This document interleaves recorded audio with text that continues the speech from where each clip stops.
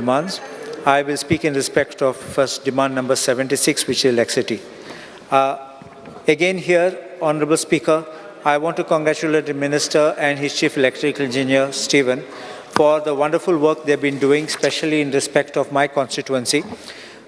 And I cannot skip to mention your Executive Engineer, your Superintending Engineer, AE, JEs, and the linesmen, line helpers, because आमी सदां light off जातना रोखडे गाडी मारतात and I know how people call us, disturb us, but even at 1 and 2 o'clock in the night, but they work in very harsh weather, they go in very strong rainy conditions, in the pouring rain to restore our electric supply. And आमकां पासून एक रात light नाशिल्ली, they continued working till morning and restore the electricity. Why I'm saying is, we always know to criticize, but we don't appreciate when they do this kind of hard and dangerous work. Honorable Speaker, आमचे underground cabling आशिल्ले ते, तुम जाणात ते full गोंया, the underground cabling was going on. And one observation I want to make, while underground cabling is the need of the hour, because we are having no power failures. But where other places is not done, especially what I want to talk is about digging of the road. For Roste Fondle te, they have dug it up like as if there is no tomorrow. And it's very badly dug up. Some places they have dug out even without any scientific manner or basis, digging in the middle of the road, making it difficult. We have in Goljue, in Korzue, the road completely dug up. People are actually falling inside. In Karona, Pant, people are also falling. And I think that these things in Lankadai also, people should not suffer. At the end of the day, we need to be proactive to make sure that whatever work is being done, care and precaution is being taken. It can't be abdicating our duty that this one has not done, that one has not done. I think you need to have some team in work so that we can work. I know that there is heavy rain also now, but I think something can be done quickly. Other thing now I want to point out, Honorable Speakers, we have problems frequently at certain transformers. And those I will just mention, 4 transformers we are getting.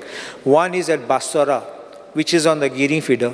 We have that Martha DTC, which is in Goljue, which falls in our Korzme village.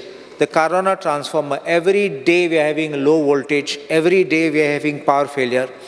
And in Borwon Vado Nationala, that it's called Nationala Borwon A transformer, every time we are getting complaints on this, on the group. Honorable Speaker, I want to also mention, Amka kita we have got a helpline group. We got a helpline in WhatsApp. We have created so as to help the people. Complaints are coming to us, and when we ask them, have you not informed the department? 1912 solve namuntat. It just doesn't work. And what I have a suggestion to the Honorable Minister is, instead of centralizing at one number and having difficulty in connecting or getting back to the concerned section office, if you can try to decentralize this, so it can be either the division level or at the section level or subdivision level, whatever way, so that the complaints can go and they can reach faster, they can attend and they can be prompt. Otherwise, keeping it centralized in one place and you don't connect and you can't pass down the message, the problem becomes that it will not be effective, whatever best intentions you may have. There is one more aspect I want to ask, Honorable Speaker, to the Honorable Minister is, there is so much fluctuation of current that it is even damaging equipment. Has the government worked out on anything for making good the losses which people suffer on account of the fluctuations? There's a request I have got as far as underground cabling. The underground cabling which was inaugurated by the Honorable Minister excluded 2 villages of Nashnola and Moira. So only those 2 remain now, because if we can have underground cabling, if you can do by that 10% variation, if you can exercise that clause and you can give them the work, it can be covered, I will be very grateful. I also say that in view of this kind of rising tree falling and this line snapping, we would need one bucket-mounted crane for division number 17. Because presently we have one which is with division 6, and it is covering a very large area. So we are not getting that, and then we have to keep waiting on the day when it's free. As far as staff is concerned, we have got I think we have deficient staff. I won't say sufficient staff. We have deficient staff. I will give the list to the Honorable Minister of what we have got. Because if you look at it, we have got 11 transformers but 3 staff. At some places we got 17 transformers but 3 staff. It's becoming very difficult to manage. And there's another thing which I have also spoken to the chief engineer. 3 staff atanna, oit atanna, dogs are not spazai. So if this role is earlier, problems ata. He cannot go alone. He can't climb the ladder and he can't hold the ladder himself. So you're understanding what I'm saying. It is, you require pairs. So if this can be worked out to give the pair. Then I have a request for restructuring of our entire subdivision. In Aldona constituency, we have 2 subdivisions operating. One is which looks after Moira and Nashnola, and the rest, Bastora, Ukasai, Nashnola, Pomburpa and Aldona is coming under different subdivision. So if you could amalgamate and make that both into one, logistically, technically and also operation-wise, it will work out if you have everything under one subdivision, which will be Aldona subdivision. Because you know presently we are having Division 6 and Division 17. So if that can be brought in. Because if you know that Division 6 is looking after Aldona, Kitla, Olauli, Pomburpa, Okasaim, Bastora, Parra, Vela, Kanka, Giri, Arpora and Nagwa. So it becomes so much in a vast area. And our areas are also big in operation.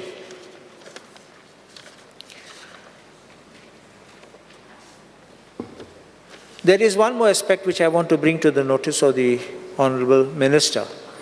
Tumi janat that Goa is very beautiful and we have always loved Goa the way we have seen it. The beauty of Goa lies in our greenery, in our buildings, heritage or otherwise. But what is happening today is there is a splurge of advertisement on your electrical poles. There are boards which are coming up, such huge boards which are coming, which spoil the beauty and spoil the visual content for any tourist to see. If I go to take a photograph, I don't want that photograph of some casino or something over there.